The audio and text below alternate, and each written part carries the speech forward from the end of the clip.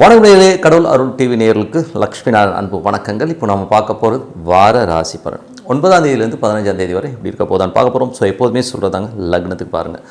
ராசிக்கு பார்ப்பதை விட லக்னத்துக்கு பார்க்குறது ரொம்ப பர்ஃபெக்டாக இருக்கும்.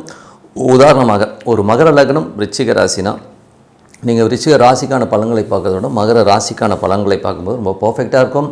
முதல்ல வர்றது பொது பலன்கள், அதுக்கப்புறம் தசா புக்தி பலன்கள். உங்களுக்கு ஜாதகத்தில் என்ன தசா புக்தி அந்தரங்கள் வருதோ அதை நீங்கள் நோட் பண்ணி வச்சு அதை மிங்கிள் பண்ணி பார்க்க ரொம்ப பர்ஃபெக்டாக இருக்கும். வீடியோட எண்டில் டிப் ஆஃப் த வீக் இருக்குது, மறக்காமல் பாருங்கள். மீனராசி. ஸோ மீனராசிக்கு வந்து பார்த்திங்கன்னா உங்களது ராசி அதிபதி குரு வந்து நாளில் வக்கரமாக இருக்கும்போது, இனிமேல் ராசி அதிபதி வக்கரமாக இருந்தனாலே நம்ம கொஞ்சம் அடமெண்ட்டாக இருப்போம். நான் இப்படி தான் என்ன பண்ணுறேன் அடிக்கிற மாதிரி பேச்சுக்கள்லாம் வரும். ஸோ அதனால் கொஞ்சம் வந்து அந்த அடமென்சியை கண்ட்ரோல் பண்ணிக்கிறது ரொம்ப ரொம்ப நல்லது. 2 மற்றும் 9ஆம் அதிபதியான செவ்வாய் 11 சிறப்பான பலன்கள், நல்ல லாபங்கள் வரதுக்கான வாய்ப்பெலாம் இருக்குது. குடும்பத்திற்கு தேவையான பண வரவுலாம் அற்புதமாக இருக்குங்க. வெளிநாட்டில் இருக்கவங்க வந்து பெரிய காசு பெரிய பணம் வர்றதுக்கான வாய்ப்பும் ரொம்ப நல்லா இருக்குது. வெளி மாநிலங்களில் இருக்கணும் நல்ல வருமானங்கள் அள்ளி கொடுக்கறதுக்கான வாய்ப்புகள் கண்டிப்பாக இருக்குங்க. அதுக்கப்புறம் உங்களுக்கு 3 மற்றும் 8ஆம் அதிபதியான சுக்கிரன் உங்களுக்கு வந்து 12 இருக்கும்பொழுது கொஞ்சம் நமக்கு விரயங்கள் ஜாஸ்தி இருக்கும். சில ஸ்ட்ரெஸ்ஸஸ்னால் வந்து நைட்டு தூங்காமல் இருக்கிறது, என்னடா அது இப்படி ஆயிடுச்சு அப்படி ஆயிடுச்சுன்ற மாதிரி ஒரு ஸ்ட்ரெஸ்ஸஸையும் டென்ஷன்ஸையும் கொடுக்கும். அதனால் நம்ம டென்ஷன் ஆகிறனாலையோ ஸ்ட்ரெஸ் ஆகி எமோஷன் ஆகலையோ எதுவும் நடக்காது. நம்ம வந்து கொஞ்சம் பொறுமையாக ஹேண்டில் பண்ணணும். எந்த ஒரு டென்ஷனோ ஸ்ட்ரெஸ்ஸோ வந்தாலும் கொஞ்சம் பொறுமையாக கொஞ்சம் ஆற போட்டு பார்த்தீங்கன்னா தான் அதோட உண்மை நிலவரம் தெரியும். எமோஷனாக பேசுகிறனாலையோ ஒரு விஷயத்தை செய்கிறனாலையோ எதுவும் ஆகாதுங்கிறத புரிஞ்சுக்கணும். அதுக்கப்புறம் 4 7ஆம் அதிபதியான புதன் வந்து 12 இருக்கும்போது வீடு வண்டிகளால் கொஞ்சம் சின்ன சின்ன செலவுகள் ஏற்படும். கணவன் மனைவிக்கும் கொஞ்சம் செலவுகள் ஜாஸ்தி கண்ட்ரோல் இல்லாமல் போதும் அப்படிங்கிற ஃபீலை கண்டிப்பாக ஏற்படுத்துங்க. வியாபார ரீதியாக நிறைய பிரயாணங்கள் பண்ணுற மாதிரி சூழ்நிலை கண்டிப்பாக ஏற்படுத்துங்க. 5ஆம் அதிபதியான சந்திரன் வந்து சிறப்பான விஷயங்கள், குழந்தைகள் விஷயங்கள்லாம் நல்ல ஏற்றமாக நடக்கிறதுக்கான எல்லாமே ரொம்ப நல்லாயிருக்கு. 6ஆம் அதிபதியான சூரியன் 11 இருக்கும்போது வேலையில் நல்ல ஏற்றங்கள் நல்ல லாபங்கள் தான். ப்ரெஷர் ஜாஸ்தியாக இருக்கும். காரணம் என்னென்னா சூரியன் செவ்வாய் ஒன்றா இருக்கும்போது ஒரு தேவையில்லாத ஒரு ப்ரெஷரோ அதனால் சின்ன கோபதாபங்கள் வரும். நண்பர்களே வந்து நம்மளை வந்து எதாவது போட்டு கொடுக்குறாங்களோங்கிற மாதிரி எண்ணங்கள் எல்லாமே கண்டிப்பாக ஏற்படுத்தும். ஸோ கொஞ்சம் வந்து அது பொறுமையாக ஹேண்டில் பண்ணணும். அப்புறம் பார்த்திங்கன்னா உங்களுக்கு 7ஆம் அதிபதியான புதனும் பார்த்திங்கன்னா உங்களுக்கு 12 இருக்கும்போது குடும்பத்திற்காக செலவு பண்ணுறது, வியாபார ரீதியாக விஷயங்கள் கொஞ்சம் வந்து நம்ம மெனக்கெட்டு அலையிற மாதிரி சூழ்நிலை கண்டிப்பாக ஏற்படுத்தும். மற்றபடி வந்து பார்த்திங்கன்னா உங்களுக்கு 10ஆம் அதிபதியான குருவும் வந்து 4 வக்கரமாக இருக்கும்போது கொஞ்சம் மாமியார் வீட்டு சைட்லேயும் வந்து சில நேரங்களில் வந்து ஒரு அடமென்சியான விஷயங்கள், பிடிவாதமான விஷயங்கள்லாம் இருக்கிறதுக்கான வாய்ப்புகளும் கொஞ்சம் கவனமாக பார்த்துக்கிறது நல்லது. 11ஆம் அதிபதியான சனி உங்களுக்கு ராசியில் பெரிய லாபங்களை நோக்கி உங்களை எண்ணங்கள் சொல்லும். பெருசாக ஏதாச்சும் சாதிக்கணுங்கிற எண்ணங்கள் எல்லாமே கண்டிப்பாக கொடுக்குங்க. ஸோ இதுவரை 10 பொது பலன்கள். இப்போ பார்க்கும்போது தசாபுத்தி பலன்கள். மீன லக்னமாக இருந்து சூரியன் தசாபுத்தி அந்தரங்கள். சூரியன் வந்து 6ஆம் அதிபதியான சூரியன் உங்களுக்கு வந்து பார்த்திங்கன்னா உங்களுக்கு இப்போ இருக்கிறது 11 இருக்கும்போது நல்ல வேலையில் நல்ல ஏற்றங்கள் நல்ல லாபங்களை கொடுக்கும். அதே நேரத்தில் சூரியன் செவ்வாய் இருக்கும்போது கொஞ்சம் எமோஷன்ஸை கண்டிப்பாக கொடுக்குங்க. மீன லக்னமாக சந்திரன் தேசாபதி. சந்திரன் 5ஆம் அதிபதி சிறப்பான பலன்கள், குழந்தைகளால் நல்ல லாபங்கள் நல்ல ஏற்றங்கள் சந்தோஷங்கள் குதூகலங்கள் எல்லாமே இருக்கிறதுக்கான ரொம்ப நல்லா இருக்குது. மீன லக்னமாக இருந்து செவ்வாய் தேசாபதி. செவ்வாய் வந்து 2 மற்றும் 9ஆம் அதிபதியான செவ்வாய் உச்சமாக உங்களுக்கு 11 இருக்கும்போது தந்தை சார்ந்த உறவுகள், வெளிநாட்டில் இருக்கவங்க, வெளி மாநிலங்களும் நல்ல லாபங்களை கொடுக்கறதுக்கான வாய்ப்புலாம் ரொம்ப நல்லாயிருக்கு. ஆனாலும் கொஞ்சம் ஸ்ட்ரெஸ் அதிகமாக இருக்கும். ஏன்னா சூரியன் செவ்வாய் இருக்கும், கொஞ்சம் கோபங்கள் ஒரு அதிகமாக இருக்கும். நண்பர்களால் கொஞ்சம் கோபப்படுறதுக்கான வாய்ப்புலாம் கொஞ்சம் கவனமாக இருந்துக்கணும். மீன லக்னமாக இருந்து ராகு தேசாபுத்தி வந்துருங்கள். ராகு வந்து பார்த்திங்கன்னா உங்களுக்கு 12 இருக்கும்போது ஒரு பெரிய எமோஷன்ஸ் இருக்கும். நிறைய பெருசாக சாதிக்கணும் பெருசாக வரணுங்கிற எண்ணங்களால் தூக்கம் இருக்காது. நம்ம இப்படி இல்லையே அப்படி இல்லையங்கிற ஒரு கம்பேரிசன் சில பேருக்கு வரலாம். ஸோ நம்ம வந்து அது பொறுமையாக தான் ஹேண்டில் பண்ணணும். நம்ம அடுத்த ஸ்டெப் என்னங்கிறது வந்து நம்ம டென்ஷன் ஆகிறதுனால வராதுங்கிறதை வந்து முதல்ல நம்ம அண்டர்ஸ்டாண்ட் பண்ணிக்கணும். மீன லக்னமாக வந்து குரு தேசாபதி. குரு வந்து பார்த்திங்கன்னா கொஞ்சம் அடமென்சியை கொடுக்கும். நான் இப்படி தான் இருப்பேன் அப்படிங்கிற ஒரு அடமென்சி இந்த மாதிரி விஷயமும். ஸோ அதை மட்டும் கொஞ்சம் விட்டு கொடுத்து சரி நம்ம இந்த வாட்டி விட்டு கொடுப்போம்னு போனீங்கன்னா எல்லாமே கிளியர் ஆகிடும். மீன லக்னமாக இருந்து சனி தேசாபதி. சனி வந்து பார்த்திங்கன்னா உங்களுக்கு 11 இருக்கார். ஸோ 11 அதிபதி ராசியில் இருக்கும்போது பெரிய லாபங்களை நோக்கி எண்ணம் சொல்லும். என்ன நம்ம சம்பாதிச்சிட்டோம், இன்னும் பெருசாக சம்பாதிக்கணும் பெருசாக வரணுங்கிற எண்ணங்களை கண்டிப்பாக ஏற்படுத்தும்.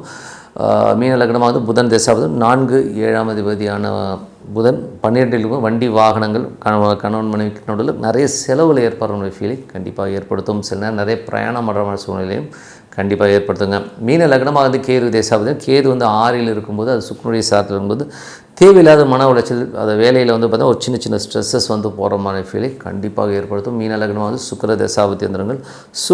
சுக்கிரன் வந்து 3 8ஆம் அதிபதி இப்போ 12ல் இருக்கும்போது கொஞ்சம் நம்ம எமோஷனாக இருக்கும், தேவையில்லாத ஒரு இல்யூஷன், சில விஷயங்கள் நடக்கவே நடக்காது, ஆனால் இது நடந்துருமோ அப்படிங்கிற எண்ணங்களில் நம்ம வந்து கற்பனையிலே நிறைய விஷயங்களே நம்ம மண்டையில் போட்டு குழம்போம். நடக்கட்டும், பொறுமையாக இருங்க. இதனால் நீங்கள் தூங்காமல் இருக்கிறதுனாலையோ ஒரு டென்ஷன் ஸ்ட்ரெஸ்ஸாக இருக்கிறதுனால ஒன்றும் நடக்க போகிறதில்ல. அதனால் ரிலாக்ஸாக ஹாப்பியாக இருக்கிறத பழகிக்கோங்க. ஸோ மற்றபடி என்னங்க, என்னை பொறுத்தவரை நல்ல ஒரு பிரார்த்தனை, மனதார இறைவனை பிரார்த்தனை பண்ணும்போது கண்டிப்பாக அடுத்த லெவலில் போகிறதுக்கான ரொம்ப சிறப்பாக இருக்குது. இப்போ டிப் ஆஃப் த வீக்கில் நம்ம பார்க்க போகிறது ரொம்ப யூஸ்ஃபுல்லான ஒரு விஷயம், விஷ்ணுபதி புண்ணியகாலம். ஸோ இந்த விஷ்ணுபதி புண்ணியகாலம்ங்கிறது வந்து ரொம்ப முக்கியமான ஒரு விஷயம். அது வந்து பார்த்திங்கன்னா சூரியன் அந்த ஸ்திர ராசின்னு சொல்லுவோம், இந்த ஸ்திர ராசிக்குள்ளே நுழையிற அந்த காலகட்டம். ஸோ அந்த காலகட்டத்தில் என்ன மாதிரி விஷயங்கள்லாம் நடக்கணும் போது, பொருளாதாரத்தில் ரொம்ப கஷ்டப்பட்டுட்ருக்கவங்க, எனக்கு பணமே இல்லை, நாளைக்கு என்ன பண்ணுவேன், எனக்கு பொருளாதார வளர்ச்சி வேணும் அப்படிங்கிறவங்களுக்கு வந்து ரொம்ப சூப்பரான நாளுங்க. ஸோ அந்த விஷ்ணுபதி புண்ணியகாலம் இது வந்து இன்னொரு பாஷையில் சொல்லணும், இது டெஸ்டடு, ஓகேங்களா. இதில் வந்து நீங்கள் பண்ணி பாருங்கள், அதோடைய பலன்கள் வந்து வேறு லெவலில் இருக்குங்க. பணமே இல்லாதவர்கள் எத்தனையோ பேர் வந்து விஷ்ணுபதி புண்ணிய காலத்தில் வந்து அந்த வழிபாடு செஞ்சு நல்ல ஒரு பொருளாதார முன்னேற்றம், ஒரு 4 விஷ்ணுபதி புண்ணிய காலத்தை பார்த்திங்கன்னா உங்கள் லைஃபே மாறி இருக்குன்னு தான் சொல்லணும். ஸோ அந்த அளவுக்கு வந்து ஒரு சக்தி வாய்ந்த நாளாக அந்த விஷ்ணுபதி புண்ணிய காலம் திகழுதுங்க. ஸோ அப்போது என்ன மாதிரி விஷயங்கள் என்றைக்கு வருது அப்படிங்கிறத பார்ப்போம். ஸோ என்னை பொறுத்தவரை வந்து இந்த February மாதம் 13ஆம் தேதி, நம்ம லவ்வர்ஸ் டே February 14னா அதுக்கு முன்னாடி நாள் February 13ஆம் தேதி அன்றைக்கி காலைல 6 மணி கோயில் திறப்பாங்க. இந்த 6 மணியிலேருந்து காலை 10:30 மணிக்குள் அந்த விஷ்ணுபதி புண்ணிய காலங்கிற ஒரு காலம் இருக்குங்க. ஸோ அப்போ நம்ம என்ன மாதிரி விஷயங்கள் பண்ணணும், இறைவனை மனதார வாழ்த்தி உள்ளுக்குள்ளே பிரார்த்தனைக்கு ஓம் நமோ நாராயணன் இறைவனை மட்டும் நினச்சிக்கிட்டு 27 பூ வச்சுக்கோங்க கையில், சரிங்களா. ஒரு சுத்துக்கு ஒரு பூ, ஏன்னா கவுண்டிங் மறந்துடுவீங்க, நம்ம கவுண்ட் பண்ண முடியாது. அதனால் 27 பூக்களை ஒரு கவரில் போட்டுக்கிட்டு 27 சுத்துக்கள் ஓம் நமோ நாராயணா ஓம் நமோ நாராயணன் விஷ்ணுபதி புண்ணிய காலகட்டத்தில் பெருமாள் கோயில்களை 27 முறை நீங்கள் இந்த காலகட்டத்தில், அதாவது February 13ஆம் தேதி காலை 6 மணிலேருந்து 10:30 மணிக்குள்ளாக இந்த வழிபாடு பண்ணுங்கள். 27 முறை சுற்றணும். அந்த கவுண்டிங்க்கு பூ வச்சுக்கோங்க, அது சுற்றுங்க. சுற்றும்போது பக்கத்தில் இந்த ஊர்கதை பேசுகிறது, எதிர் வீட்டில் என்ன சமைச்சான்னு சொல்கிறது இதெல்லாம் விட்டுட்டு கேங் சேர்த்து போனாலும் சுற்றும்போது இறைவனை மட்டும் அந்த 27 சுற்றுற வரை ஓம் நமோ நாராயணா ஓம் நமோ நாராயண் மனதார இறைவனை பிரார்த்தனை பண்ணிக்கிட்டு அப்படி சுற்றிட்டு வாங்க.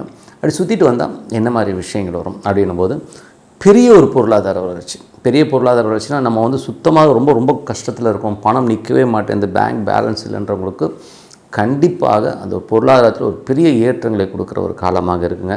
ஸோ அதனால் மிஸ் பண்ணிடாதீங்க. எல்லோருக்குமே மிஸ் பண்ணாத ஒரு நாள் என்னென்னா, இப்போ திருப்பியும் சொல்கிறேன், February மாதம் 13ஆம் தேதி காலை 6 மணிலேருந்து 10:30 மணிக்குள்ளாக 27 முறை அது சுற்றுங்க. அற்புதமான பலன்கள் கண்டிப்பாக கிடைக்குங்க. ஸோ மிஸ் பண்ணிடுறாங்கன்னு சொல்லிட்டு உங்களிடம் விடைபெறுவது உங்கள் லக்ஷ்மி நாராயணன்.